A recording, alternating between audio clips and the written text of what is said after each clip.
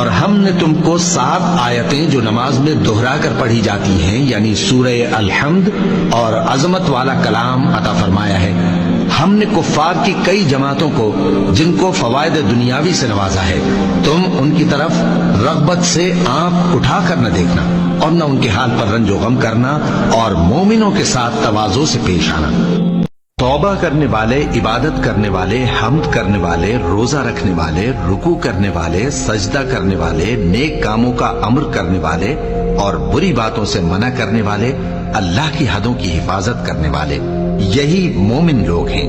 اور اے پیغمبر، مومنوں کو بہشت کی خوشخبری سنا دو، اور جو لوگ سونا اور چاندی جمع کرتے ہیں اور اس کو اللہ کے راستے میں خرچ نہیں کرتے، ان کو اس دن کے عذاب علیم کی خبر سنا دو،